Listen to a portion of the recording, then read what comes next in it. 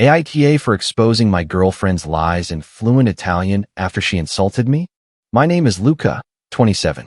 My girlfriend Olivia, 25, had been pressuring me for months to meet her parents. Not just asking me, demanding it, as if it were some divine right she was entitled to. Every conversation somehow ended up there. When are you meeting my family, Luca? Designer bags, expensive dinners, spa weekends, all paid for by me, obviously, because her job at a wellness startup barely covered her car payment. The red flags were there on day one, but I ignored them like an idiot. Like when she would accidentally forget her wallet every time we went out, or how she would sulk and give me the silent treatment if I suggested splitting the bill. Real men take care of their women, she would say with that little manipulative smile. But the biggest red flag was that she never asked about my family. In 3 years of dating, she knew my dad was American and that my mom had passed away when I was 17. But her curiosity stopped there. She was too busy talking about herself to care about my past. The manipulation intensified when she realized that direct pressure was not working. She started mentioning other couples where the guy had already met the parents. Angela's boyfriend proposed to her right after meeting her family, she insinuated. They said meeting the parents showed he was really committed. Here is what I did not know. I was not walking into a simple family dinner. I was walking into a trial, and I was the main defendant. But Olivia did not know something either. My mother was not just Italian. She was born in Bologna, grew up speaking Italian before English, and had taught me the language from day one. After she passed when I was 17, speaking Italian felt like reopening a wound. So I simply stopped. I buried it deep inside me. My last name is O'Brien. I look like I stepped out of a country club catalog.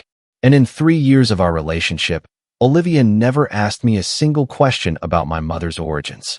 That little detail was about to become very important.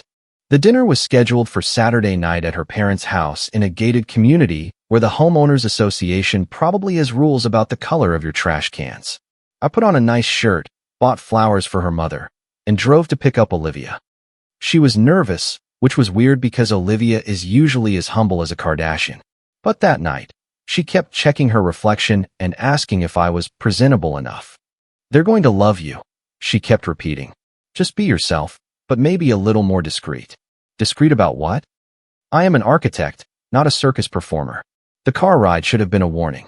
Olivia was giving me a full briefing on what to say, what not to say, and how to act. Don't talk too much about your work, she said. Dad thinks people who talk too much about their careers are insecure. And don't mention your hobbies. They'll think you're immature. So basically, do not talk about anything that makes me who I am. Understood. What should I talk about then? I asked. Let them lead the conversation. Answer their questions. Be charming. We arrived in front of a massive house that screamed. We refinanced twice to afford this. Mr. Rossi, Richard, opened the door. He had a firm handshake and looked me up and down as if he were calculating my net worth. Mrs. Rossi, Margaret, was behind him with a fake smile that could cut glass. You must be Luca, she said in English. But I caught her shooting Olivia a look that clearly said, really? This is what you brought home?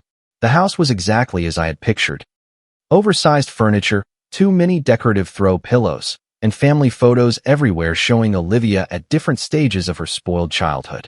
There was a trophy case in the living room filled with what looked like participation awards from her old dance classes.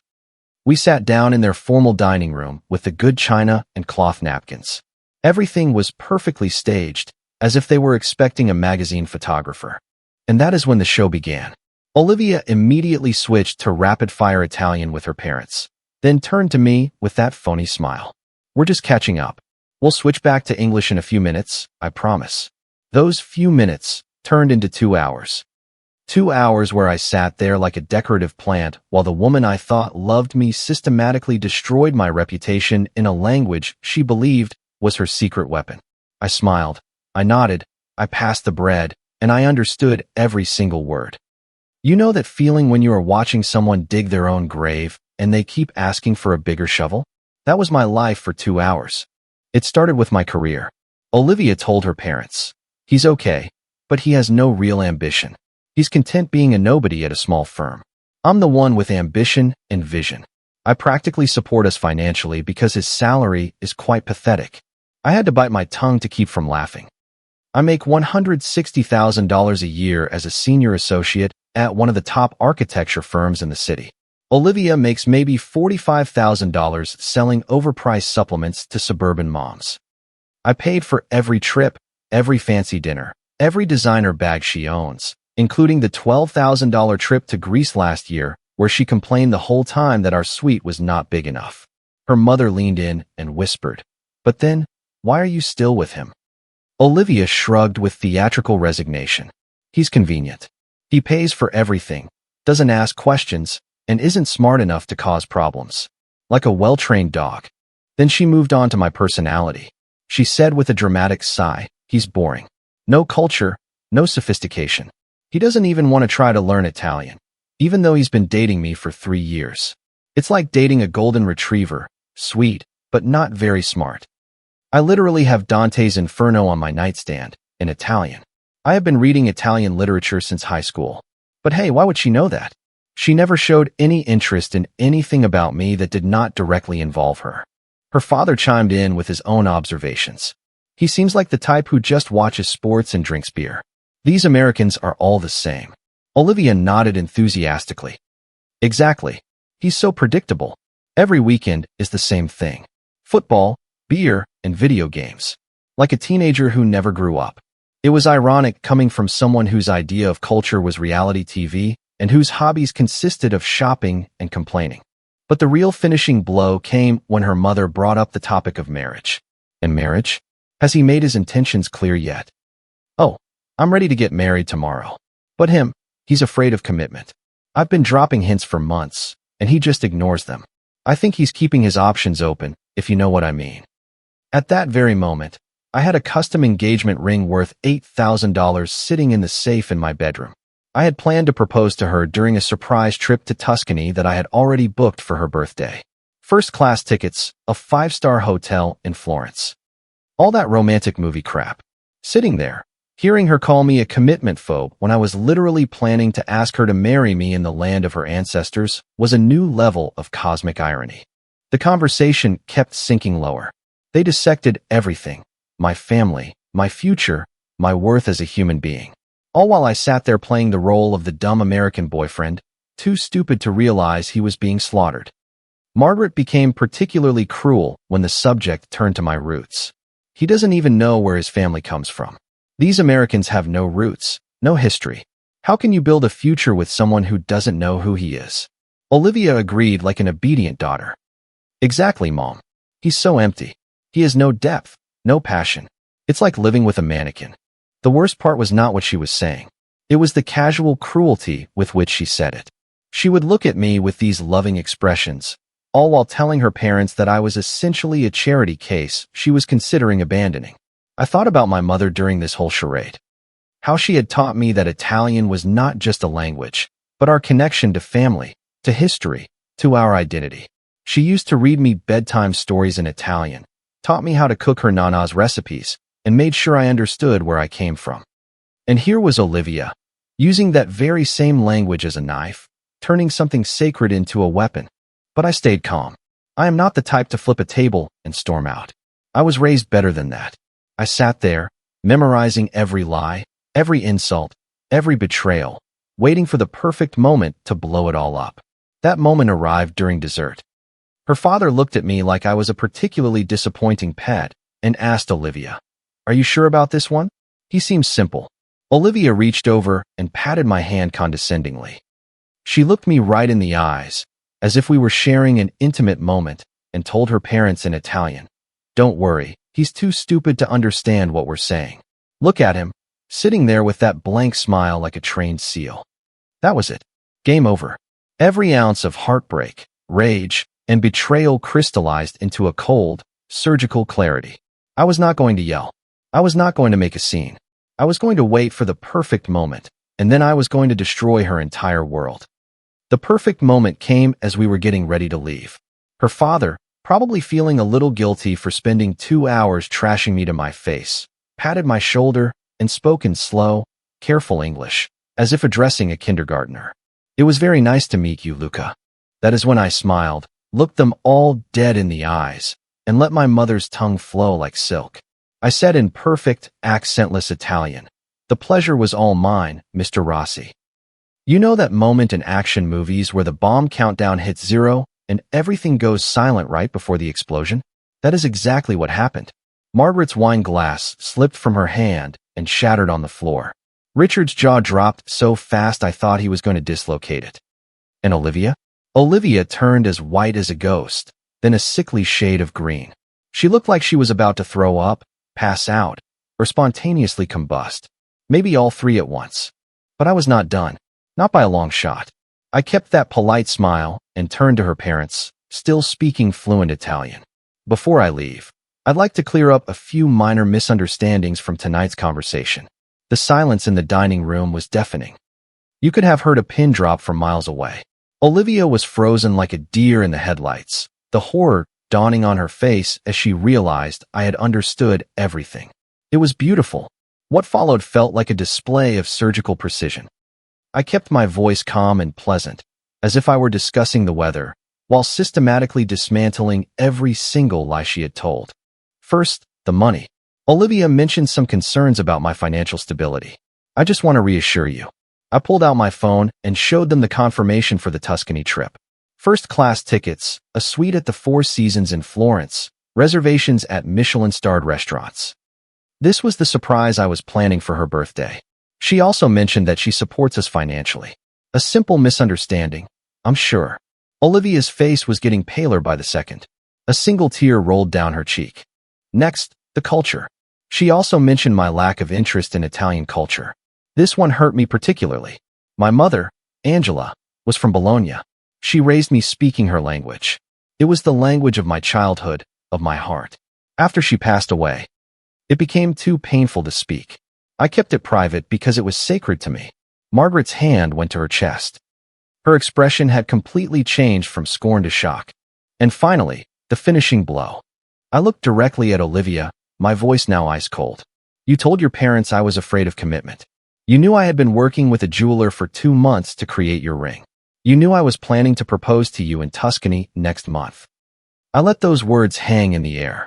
But I see now that a man cannot propose to a woman who thinks he's stupid and worthless. A man cannot build a future with a woman who uses his dead mother's language to mock him. I stood up. Thank you for everything. You have a beautiful home. Then I left. I got in my car and drove away, leaving Olivia sitting in the ruins of the life she had just obliterated. The drive back to our apartment was silent. When we arrived, she exploded. She accused me of setting her up. You knew all along. You tricked me. I remained calm. No, Olivia, I did nothing. I simply existed. You destroyed yourself with your own words. The only thing I did was understand them.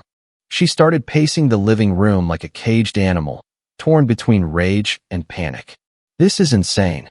You deliberately hid this from me. I hid nothing. You never asked. In 3 years, you never once asked a single question about my mother's background, where she came from, or what language she spoke.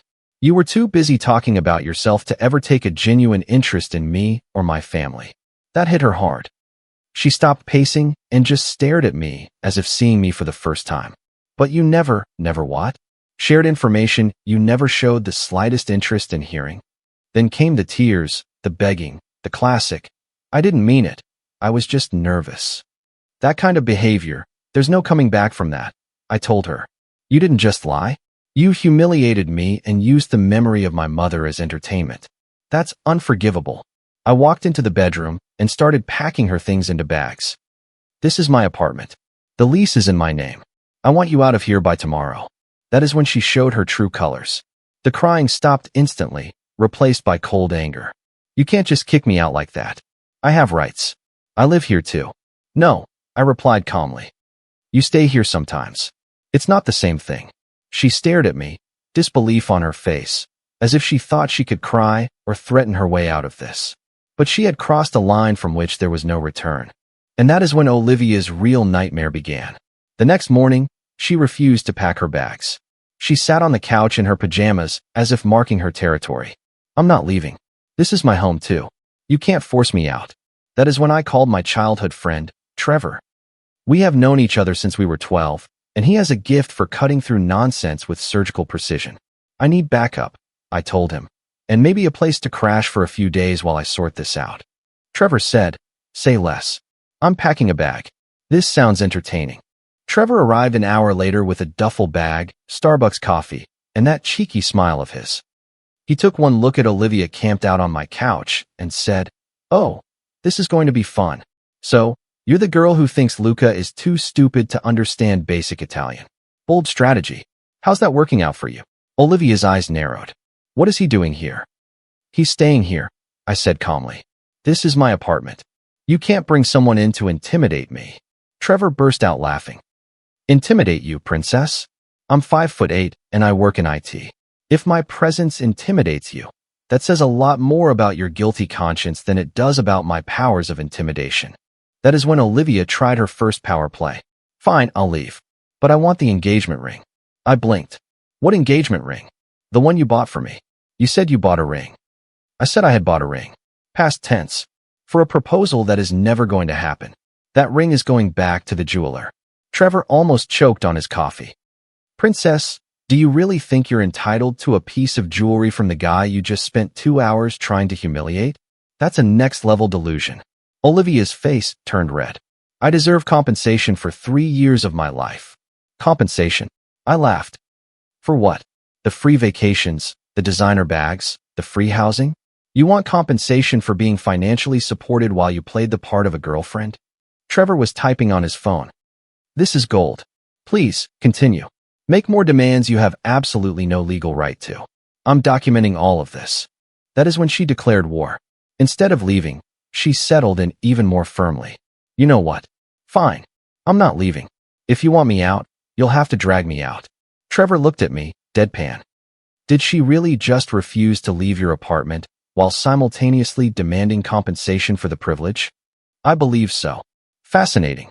What followed was a week of psychological warfare. Olivia did not just stay. She actively tried to make our lives miserable. She blasted music at 3 a.m., left dirty dishes everywhere, and invited her toxic friends over without warning. The first night, she put on an awful pop playlist at maximum volume while Trevor and I were trying to sleep. When I knocked on her door to ask her to turn it down, she yelled, "This is my house too. I can listen to music whenever I want." Trevor was a saint through it all. When Olivia started screaming, he would just put on his headphones and ignore her. When she left petty notes, he wrote back. Her note said, "Some people need to learn respect and human decency." Trevor's reply, left on the fridge, was, "Some people need to learn that Italian is not a secret code and that actions have consequences. Also, we're out of toilet paper." The petty war escalated daily. Olivia would use up all the hot water before I could get in the shower. Trevor responded by getting up at 5 a.m. to shower first, then making coffee as loudly as possible while she was still sleeping. She would eat my food and claim she forgot. Trevor started labeling everything in the fridge. Luca's lunch. Do not eat unless you want to pay for a replacement. The labeling became an art form. Olivia's yogurt. Oh wait, Olivia doesn't buy groceries. This is Luca's yogurt. Do not touch, thief. Or my personal favorite. This sandwich belongs to the person who pays the rent here. But Trevor's real genius was in how he handled her manipulations. Every time she tried to play the victim, he would narrate it like a wildlife documentary. And here we observe the temperamental princess in her natural habitat, he would say in a David Attenborough voice. Notice how she ruffles her feathers and screeches when denied access to resources she believes she owns by divine right. Olivia would turn bright red every time. "Stop talking about me like I'm not here." Trevor would reply immediately. The princess Homo sapiens becomes increasingly agitated when her behavior is observed and documented. Fascinating. But the real show started when her friends showed up. Amber and Brielle, the exact same brand of entitled princess, set up camp in my living room as if it were an intervention. By the third day, all three of them were on my couch, eating my food. "You can't kick Olivia out," Amber declared. "She has nowhere to go." Trevor replied from the kitchen. "She has parents. She has friends. She has options. What she doesn't have is the legal right to occupy someone else's apartment against their will. This is emotional abuse." Brielle yelled. "No," Trevor calmly replied. "Emotional abuse is what Olivia did during that dinner. These are just the consequences." Brielle stood up dramatically. You're destroying her life over a stupid misunderstanding. Trevor looked up from his sandwich. A misunderstanding? She called him a trained seal in Italian while laughing about it for 2 hours. Olivia then escalated her harassment. She would accidentally walk into the bathroom while I was in the shower. She moved my things around and then pretended she did not know where they were. She started ordering food to the apartment and leaving me to pay the bill. The delivery scam was her most pathetic move. She would order $40 worth of Thai food, then disappear into her room when the delivery guy showed up, leaving me to deal with a confused driver. Trevor started intercepting the deliveries. If Olivia ordered it, she can pay for it herself. If she's not here with the cash, you can take the order back. He had her game figured out from day one. Every time she attempted to manipulate a situation, he called her out with precision. "Oh look," he would say when she started crying theatrically. "The tears are back. Right on schedule." Every time she's confronted with her own behavior, the waterworks start. By day 5, Olivia was getting desperate. She could not handle Trevor's constant commentary anymore. Every manipulation she tried was immediately exposed and mocked. "Why do you hate me so much?" she asked Trevor during one of her meltdowns. "I never did anything to you." "Oh, I don't hate you, Olivia. I just have zero tolerance for nonsense, and you are essentially a walking factory of it. It's nothing personal. You know what your problem is?" Trevor told her. "You're used to people putting up with your behavior. Luca was too nice to confront you. Your parents spoiled you rotten, and your friends are just as delusional as you are. But me? I don't care about your feelings. So I'm just going to keep telling you the truth." That is when Olivia made her biggest mistake. On the 7th day, while Trevor and I were at work, she packed her bags and left. But she did not just take her things. She took mine too. I came home to find half of my belongings gone.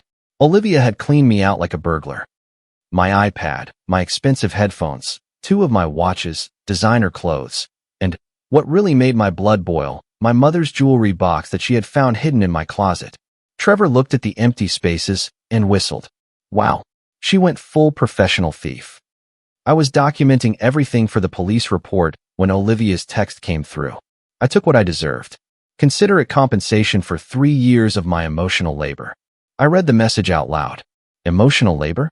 Is that what being a toxic girlfriend is called now? So stealing becomes payment for imaginary services? Trevor mused. Do we explain to her that this is not how the law works? Or do we let the police do it? But the theft was only the beginning. Olivia and her toxic squad were just getting started. The harassment campaign was relentless. They would show up at my gym, my coffee shop, my office building, not to get things back, but to humiliate me publicly. The incident at the gym was particularly degrading. I was in the middle of a workout when the 3 of them barged in. There he is, the man who threw me out on the street with nothing. Olivia screamed. Amber confronted me outside my office. You need to stop playing the victim. Olivia just took back what belonged to her. What belonged to her? I laughed. My dead mother's jewelry belonged to her. Brielle chimed in. You manipulated her for years. You owe her this. Trevor arrived right at that moment. Ah, perfect. The flying monkeys are back. Quick question. In what universe does emotional disappointment justify grand larceny? Amber screamed. Shut up. This doesn't concern you. Actually, it does. I'm a witness, and I've documented everything. He held up his phone. Smile for the camera. They turned pale. You can't record us. Thanks for the evidence, ladies. But they kept going. Then came the social media attack. They posted that I was abusive, manipulative, and a thief. But their stories contradicted each other. Olivia said I stole her money. Amber said I destroyed her things. Brielle said I had cheated on her. The harassment turned into stalking. They followed me everywhere. One morning, they were in the parking lot of my building at 6 a.m. Trevor looked out the window. She's stalking you now. Then Olivia crossed the final line. She started showing up at my office. Building security had to remove her 3 times. The security footage was unbelievable. She was screaming, demanding to see me. Then one day, she left a bag at my apartment door. Half the items inside were not even mine, just random trash. It came with a note. I'm being generous. The rest stays with me until you pay me what you owe. Trevor inspected the bag. A single sock, an old textbook, and a stapler. Then he found something else. A pregnancy test. It was unused. Why would she do this? I asked. She's trying to manipulate you, he said. That night, Trevor gave it to me straight. You need to stop being the nice guy. Go legal. And that is what I did. Monday morning, I called my lawyer, Daniel. I explained everything. The theft, the harassment, the stalking, the threats. I had evidence for all of it. Daniel listened patiently and then said, Luca, this is no longer a breakup. This is a criminal matter. We're filing for a restraining order, and you're pressing charges for theft and harassment. What's the approximate value of the stolen items? I answered, the watches alone are worth about $3,000. My mother's jewelry was irreplaceable, but it was insured for $5,000. The total damages are around $12,000. File everything, I told him. Restraining order, criminal theft charges, and a civil suit for damages. I am done being reasonable. Daniel smiled. That's what I wanted to hear. We're going to bury her in paperwork. Getting the restraining order was easier than I imagined. The judge reviewed the evidence. The photos of her following me, the threatening text messages, and the security footage of Olivia trying to force her way into my office. He granted it immediately. Mr. O'Brien, the judge said, this behavior is completely unacceptable. Miss Rossi and her associates will have absolutely zero contact with you. Any violation will result in immediate arrest. Olivia's expression when she was served with the restraining order was priceless. According to the process server, she broke down in tears and claimed to be the real victim. But I was not done. While the criminal charges were taking their course, I did some digging into her job. It turned out her wellness startup had a strict policy regarding social media use and professional conduct. I spent an evening putting together a comprehensive file, screenshots of her online harassment, documentation of her stalking, and photos of her and her friends confronting me in public. Then I created an anonymous email account and sent everything to her company's HR department with a simple message. You should be aware of how one of your employees represents your company in public. The consequences were swift and brutal. Her company fired her within 48 hours. They had apparently already received customer complaints about her online behavior, and my file was the final straw. Trevor got the intel through Amber's boyfriend. Olivia got fired. She's screaming wrongful termination, but they documented everything. She's screwed. The theft charges stuck, too. My mother's jewelry box was found in her new apartment during a police search. She claimed it was a gift, but I had photos and insurance documents proving otherwise. The civil suit got even more interesting. Olivia tried to countersue me for emotional distress. Her case was laughable and thrown out. Then Daniel told me something unexpected. Luca, I got a call yesterday from someone I didn't expect. Richard Rossi, Olivia's father. Yes, he wants to settle this quietly. I could not believe my ears. Her own father was switching sides. He had seen the evidence. He was horrified. He's offering to pay for all the damages and your legal fees, Daniel explained. In exchange, he wants to keep this as private as possible.